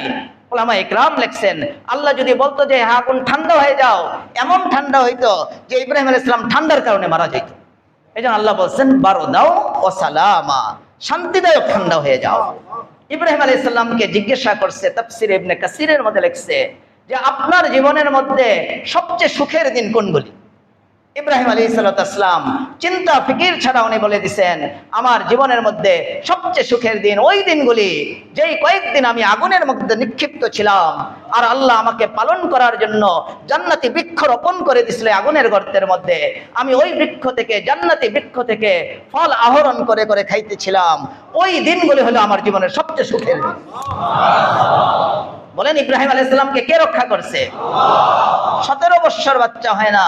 আমি বলছি পড়তে থাকো, লা ইলাহা ইল্লা আনতা সুবহানাকা ইন্নী কুনতু মিনাজ জালিমিন। আলহামদুলিল্লাহ, আল্লাহ একটা না, এখানে হয়তো উনি বসে আছে, আল্লাহ ওনাকে 3টা বাচ্চা দান করে দিয়েছেন। 17 বছর পরে আল্লাহ ওনাকে 3 বাচ্চা দান করছেন। এই তাসবিহ আদায়ের পরে বলেন এই বাচ্চা কে দান করছে? বলেন আল্লাহ বলেন, ওমাইয়াত্তাকিল্লাহা ইয়াজআল লাহু মাখরাজা ওয়া ইয়ারযুকহু মিন হাইসু লা ইয়াহতাসিব। আল্লাহ বলেন যে আমাকে বড় মনে করবে, দুনিয়াকে বড় মনে করবে না, আমাকে বড় মনে করে যে আমাকে ভয় করে গুনাহ ছেড়ে দিবে, 1 নম্বর নগদ পুরস্কার। তার জীবনে যত সংকট, যত বিপদ আছে, সব বিপদ থেকে মুক্তির রাস্তা আমি আল্লাহ তার জন্য করে দিই। যেন আমাদের আল্লাহকে ভয় করতে হবে। আর দ্বিতীয় নগদ পুরস্কার, ওয়ারযুকহু মিন হাইসু লা ইয়াহতাসিব। আজকে আমরা সবচেয়ে বড় বিপদে আছি রিজিক নিয়া। হুজুর 20,000 টাকা বেতন পাই, চলতে পারি না। যে 50,000 টাকা বেতন পায় বলে চলতে পারি না, রিজিকের সমস্যায় আছি। আল্লাহ বলেন, বান্দা তুমি আমাকে ভয় করো, আমাকে বড় জানো, তুমি আমেরিকাকে বড় জানো না, তুমি লন্ডনকে বড় জানো না, সরকারকে বড় মনে করো না, ওই দলকে বড় মনে করো না। তুমি কোন দলকে বড় না মনে করে কাকে বড় মনে করতে হবে? বলেন ভয় করতে হবে কাকে? তাহলে নগদ পুরস্কার কি? আল্লাহ ওয়াদা করতেছেন তার রিজিকের যত সংকট আছে আল্লাহ বলতেছেন আমি দূর করে দিব। এই জন্য আমরা আল্লাহকে ভয় করব, আল্লাহর বরত্ব আমরা অন্তরে বসাইব। আল্লাহ কোরআনে কারীমের মধ্যে অন্য জায়গার মধ্যে বলছেন, যারা আমাকে চায়, আমার হেদায়েত চায়, ওয়াহদি ইলাইহি মাইয়ুনিব। আমি যে আয়াত তেলাওয়াত করছি, ওই আয়াতের এক অংশ হলো যারা আমার কাছে হেদায়েত চাবে, যারা আমার কাছে হেদায়েত তলব করবে, আল্লাহ বলতেছেন আমি তাদেরকে হেদায়েত দান করে দেব। আমরা প্রত্যেকটা দোয়ার মধ্যে আল্লাহ তাআলার কাছে হেদায়েত চাইতে থাকবো। আমাদের এখন সময় অনেক খারাপ, খুব আমরা দুনিয়ামুখী হয়ে গেছি। হুব্বুদ দুনিয়া রাসু কুল্লি খতিয়াতিন। সব গুনাহের জড় হলো দুনিয়ার ভালোবাসা। এই দুনিয়ার ভালোবাসার কারণে সুদ খাইতেছি। অনেকে খারাপ কাজ, ভুল কাজ, সব যত কাজ পৃথিবীর এই জমিনের উপরে চলতেছে সব হলো দুনিয়ার ভালোবাসার কারণে। দুনিয়াকে আমরা অন্তর থেকে বের করব, আল্লাহকে বড় জানবো। আল্লাহকে বড় জানার জন্য আমরা শুধু ঘরে বসে বসে যদি বড় বড় বলি এটা হবে না। এটা আল্লাহর ওলিদের কাছে যেতে হবে, আল্লাহর খাস বান্দাদের সোহবতে যেতে হবে, দাওয়াত ও তাবলীগের কাজ করতে হবে, 3 চিল্লা 1 চিল্লায় যেতে হবে। ওখানে গিয়ে যখন আপনি আল্লাহ বড়, আল্লাহ বড় এই বয়ান করবেন, শুনবেন, তখন অটোমেটিক আল্লাহর বরত্ব আপনার অন্তরে বসে যাবে। আল্লাহ আমাদের সবাইকে কবুল করেন। যা বললাম, যা শুনলাম, এর উপরে আমল করার তৌফিক দান করেন। এই মজমাকে আল্লাহ তাআলা ভরপুর কবুল করে নেন। এই কষ্ট করে আপনারা দূরের থেকে আসছেন, অনেক দূরের থেকে, রাস্তাঘাট ভাঙ্গা। এই রাস্তা কবে ঠিক হয় জানি না। জানানোর পরে বলছে যে আমাদের হাতে কোনো টাকা নাই, কিছু নাই। কোন রাজত্ব তাহলে এটা কোন রাজত্ব, কোন দেশ পরিচালনা কিছুই বুঝলাম না, যে একটা ছোট রাস্তা ঠিক করতে পারে না। ছোট রাস্তা ঠিক করার যাদের শক্তি নাই, নাই, তারা কিভাবে দেশ চালাবে, কিভাবে দেশ পরিচালনা করবে? এই রাস্তায়, ভাঙ্গা রাস্তা দিয়ে আপনারা কষ্ট করে আসছেন, অবশ্যই এটা একটা জেহাদ হয়েছে। আল্লাহ আপনাদেরকে জাযায়ে খায়ের দান করে। আজকে আমাদের অবস্থা, দেশ খালি, অনেক বড় বড় বক্তব্য, আমরা এই দল ওই দল, আমি কোনো দলের যেহেতু লোক নাই যেন আমি তো ফুটফাট বলি, কথা বলে ফেলাই। গত সরকারের যুগের মধ্যে যখন আমি এরকম কথা বলছি, আমার নেতাকর্মীরা আয়সা বলছে, হুজুর আপনি যেইভাবে আমাদের উপরে ব্রাশ ফায়ার করতেছেন, তীর নিক্ষেপ করতেছেন, হুজুর কিছু যদি আপনার হয়ে যায় কি করব? আমি কি, আপনি কি করবেন? আমার কিছু হলে আপনি কি করবেন? হুজুর জেল জরিমানা, অনেক নবীরাও জেল খাটছে, অনেক নবীরা জেল খাটছে। আজকে আমাদের এই রাস্তা ঠিক করার মতো, রাস্তাটা ল্যাপ দেওয়ার মতো তাদের টাকা নাই। তারা চালাইবে দেশ, তারা কিভাবে দেশ চালাবে? অবশ্যই এখানে তাদের কিছু ওজর আছে। আগের যারা ছিল তারা শোষণ করে, চুরি করে, দেশকে খালি করে চলে গেছে, হয়তো এটা তাদের একটা ওজর। আমরা একতরফা তাদের দোষ দিতেছি না। আল্লাহ আপনাদের সবাইকে কবুল করে নেন। এই কষ্ট করে আসছেন, আল্লাহ আপনাদেরকে জাযায়ে খায়ের দান করেন। প্রতি মাহফিলে ইনশাল্লাহ আমরা আসার চেষ্টা করব। আপনারা এই মাদ্রাসাকে অনেক ভালোবাসেন। আমি অনেক সময় বলি, আমি এই যে মাহফিল করি, এত লোক এসে গেছে, এটা একটা মহাসমাবেশের মতো হয়ে গেছে। অনেক মহাসমাবেশে এত লোক হয় না, লোক নাই। ৪৫,০০০, ৫০,০০০ টাকা বাজেট, ৫০,০০০ টাকা রাগ করবেন নাকি বললে দেখেন, কেউ কবেন যে আবার হুজুর আপনি আরেক হুজুরের বিরুদ্ধে মনে লাগছেন। আমি বুকের মধ্যে হাত দিয়ে বলতে পারবো, এখানে আমার একজন সাথী বন্ধু, আমাদের এই বাংলাদেশের একজন প্রসিদ্ধ বক্তা এখানে বসা, অনেক প্রসিদ্ধ, অনেক পরিচিত, ওই সিলেট ব্রাহ্মণবাড়িয়ার ওদিকে। জীবনে কোনোদিন চারানা পয়সা উনি চেয়ে নেয়নি কারো কাছে। ওয়াজটা করে উনি বের হয়ে গেছে, একসাথে আমরা পড়ালেখা করছি। তো উনি হয়তো বা রাগ করবেন, এই জন্য আগে ওনার সুনাম আমি করে নিলাম। উনি কোনোদিন টাকা পয়সা নেয় নাই, অনেক বয়ান বক্তৃতা, দৈনিক ৩টা ৪টা বয়ান করেন। আজকে যে সমস্ত মৌলবী সাহেবরা এইভাবে বাজেট করে টাকা নিয়ে বয়ান করতেছে, আমি বুকের মধ্যে হাত দিয়ে বলতে পারবো তারা আলেম নামের কলঙ্ক হইতে পারে, আলেম নয়। আর যারা আপনারা এই বয়ানগুলি করাইতেছেন, আপনাদের আমল নামার মধ্যে কবিরা গুনাহ লেখা হবে। আপনারা হারাম টাকা দেওয়ার মধ্যে আপনারা শরীক হইতেছেন। আলহামদুলিল্লাহ আমাদের শিবপুরে আমাকে অনেকে বয়স্ক হুজুর আপনার এই সমস্ত কথাবার্তার কারণে এই বাজেটি বক্তা আসা বন্ধ হয়ে গেছে শিবপুরের মধ্যে। আমি আলহামদুলিল্লাহ পড়ছি, কারণ এটা তো বক্তা না, এটা তো আলেম না। জি আমি কোন দমর দে তফসির দা কে ইলমু আদবরা ফেরুশত বনা, যে দিন কোন ডাক্তাররা বরবাদ করবে না, দিন কোন ইঞ্জিনিয়ারের দ্বারা নষ্ট হবে না, দিন নষ্ট হবে দুনিয়াদার আলেমদের দ্বারা। ভণ্ড যত দুনিয়াতে দেখবেন, ভণ্ড যেগুলি আছে, এগুলিও কোনো না কোনো মাদ্রাসায়, আলিয়া, বিভিন্ন জায়গায় পড়ালেখা করছে। এদের দ্বারা দেখেন মানুষ মুশরিক, শিরকে লিপ্ত হইতেছে। এই জন্য আজকে আমরা এই গত সরকারের আমলে আমি নিজের চোখে দেখছি কিছু আলেম নামের কলঙ্ক, তারা এই আওয়ামী লীগের নেতাদের পিছনে মেসিয়ারের মতো, তাদের চাকরের মতো, তারা ওলামা হওয়ার পরে তারা এই আওয়ামী লীগের নেতাদের পিছনে পিছনে ঘুরছে। আমি ইস্তেগফার করছি, আমি তাদেরকে বলছি তোমাদের উপরে আযাব আসবে। তোমরা এই ধরনের জালেম অত্যাচারীদের পিছনে, অত্যাচারীদেরকে অত্যাচারী জেনেও শোষণকারীদের পিছনে যে ঘুরতেছ। আমার তো অভ্যাস খারাপ, আমার কাছে মোবাইল করতো তারা যে হুজুর একটু মাদ্রাসায় আসবো। আমি বললাম আপনি আমার মাদ্রাসায় এসে কি করবেন? আমি সরাসরি এইভাবে, আমি মসজিদে বসে বলছি, আমি এই জবাব দিয়েছি, আপনি কি করবেন এসে? কারণ আমার পকেটে টাকা নাই, আপনাকে আমি খয়রাত করতে পারতাম না। ওই হুজুর আমি তো অমুক মানুষ, হুজুর আমি তো এমপি কয়, আমার তো হুজুর কিছু টাকা পয়সা আছে, হুজুর আমার খয়রাত করতে হইব না, হুজুর একটা দোয়া দিলেই চলবো। আমি কই ঠিক আছে, দোয়া নিতে হইলে একা আসতে হবে, যেই শর্ত কইছে ওই শর্ত মেনে আসছে। তারা আসছে, আয়সা দরজার সামনে আগে ফুল প্যান্টের এটা উঠাইয়া তারপরে এমপি সাহেব ঢুকছে। আলহামদুলিল্লাহ আজকে আমরা অনেক আলেম হওয়ার পরেও এটা আমরা কোনো রাগ হব না, ওলামাদের এটা বিরুদ্ধে কোনো কথা নয়। এই আওয়ামী লীগের যুগে আমরা দেখছি কিছু ওলামা লীগ আমরা খুব কষ্ট পাইছি। ওলামা আবার কিভাবে লিগ করে? ওলামা লিগ করতে পারে নাকি? ওলামা কিভাবে লিগ করে এটা তো আমি বুঝে আসে নাই। তখনই বুঝছে না কয় নাম্বার ভণ্ড হইতে পারে, তাদের উপরে কয় নাম্বার আযাব আসবে, এটা আমি আজকে এগুলিতে খুঁজে পাওয়া যায় না। তখন বড় বড় বক্তব্য, একজন এমপি পাস করছে, আলেমরা কিছু আলহামদুলিল্লাহ কোনো ভালো আলেম সেখানে যায়নি, তারা ফুলের তোড়া নিয়ে তারা তাদেরকে বরণ করছে। বলেন এটা কি জায়েজ হয়েছে? আমরা খুব এগুলি বুঝে বুঝে চলবো। আপনারা এই যে মাহফিলে আসতেছেন, আমরা তো এই ঠান্ডা মাথায় কথাবার্তা কিছু বলে দিই, তারপরেও যে আপনারা আসেন, আল্লাহ আপনাদেরকে জাযায়ে খায়ের দান করেন। প্রত্যেকের বাড়ির এলাকার পাশেই আমরা কওমি মাদ্রাসা আছে, আমরা সবার ওই বক্তা ফক্তা না এনে, আজে বাজে এই সমস্ত নেটের বক্তাগিরি না এনে, আমরা আমাদের বাড়ির কাছের যারা ওলামায়ে ইকরাম আছে, দাওয়াত তাবলীগের মার্কাজের ওলামায়ে ইকরাম আছে, কওমি মাদ্রাসার ওলামায়ে ইকরাম আছে, ওনারা বয়ান করলে যদি 2 জন মানুষও আসে, আপনি এটা দিয়েই বয়ান করাই দেন, ওইটার দ্বারা হেদায়েত হবে। আর 50,000 টাকা বাজেটের আলেম আনলেন, বক্তা আনলেন, সে যদি 1000 রাত্রও বয়ান করে, একটা মানুষেরও হেদায়েত হবে না। আল্লাহ আমাদের সবাইকে বুঝদান করেন, আল্লাহ এই মাহফিলকে কবুল করেন, আল্লাহ সবার মনের দিলের নেক চাহিদাকে পুরা করে দেন। আল্লাহ তাআলা যার যে সংকট আছে, সংকট থেকে বের হওয়ার রাস্তা করে দেন। আল্লাহ আমাদের ঈমানকে কামেল করে দেন, আল্লাহ আমাদের আমলকে ইসলাহ করে দেন, আল্লাহ আমাদের আখলাককে দুরস্ত করে দেন, আল্লাহ আমাদের চরিত্রকে সুন্দর করে দেন।